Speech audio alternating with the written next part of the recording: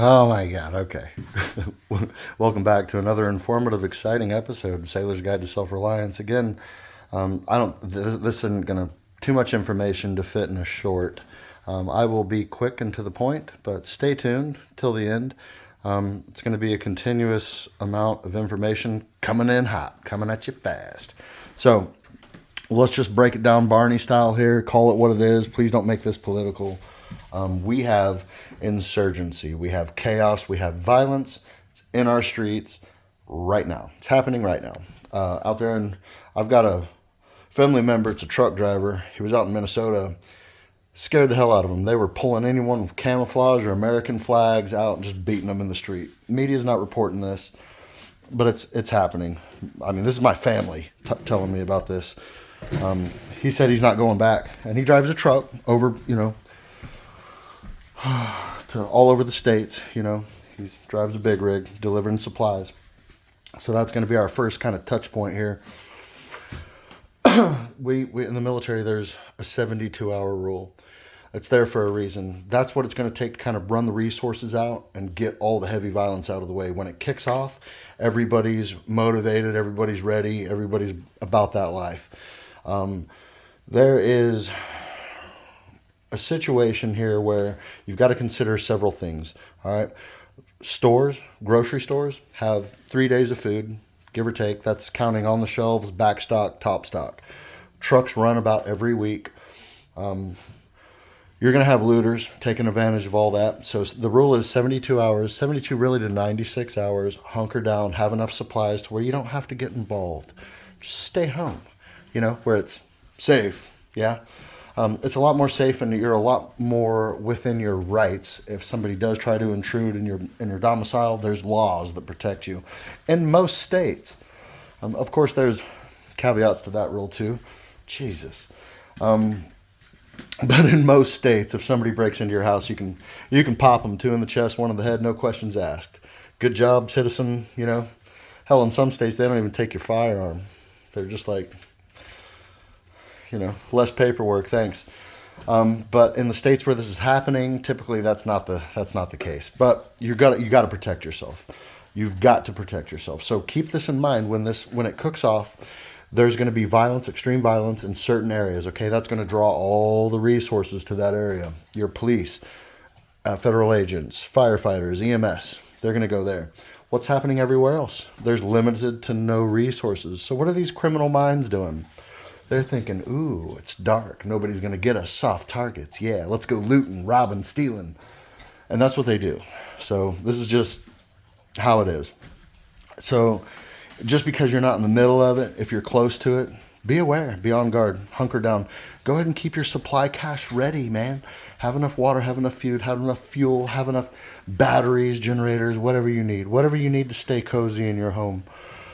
It's unreal that we're having this conversation, but here we are.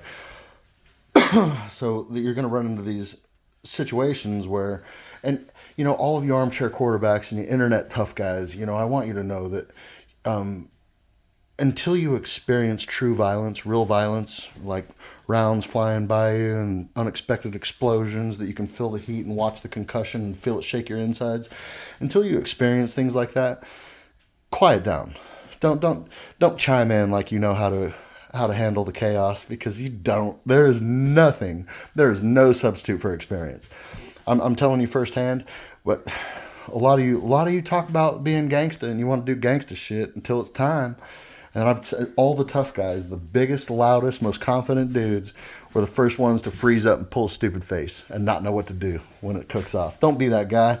Save your energy, man. Quiet. Be a quiet professional. Save your energy. You might need it. You don't need to do none of this. Now, by all means, think about it. Have a plan of action. Know what you're going to do. Don't freeze up. Stay moving. Move with a purpose. If you have to get out in it, I mean, they're looking at these federal agents and they know. Like, oh, look, there's a group of armed dudes that are professionally trained to do this for a living. Let's go screw with them. Number one, they know there's rules of engagement. Number two, they're doing it because they think they can get away with it until they don't. All right. You as a civilian have a little bit more freedom and a little bit red tape. I am not condoning violence. And I'm not saying go kid up, okay? Because you start rocking your battle rattle and your, brain buckets and radios and primary weapons and secondary weapons. You might as well throw some grenades and an RPG on too and just go out there ready to lay waste. Scorched earth. But you're doing two things. You're attracting a lot of attention to yourself, and you're making it to where you have to engage. Like if somebody comes at you, your hands are kind of tied. I mean, what are they going to do? They're going to strip you down and take your weapons. So something to think about. Me, I would prefer to be gray man. Low key. Soft armor, under a hoodie, sidearm, few extra mags, ear protection, some sunglasses, and just have a good cover story. You might get stopped by agitators. You might get stopped by law enforcement. Make it human, man. I'm going to get diapers for my kid. I'm going to get medicine for my mom.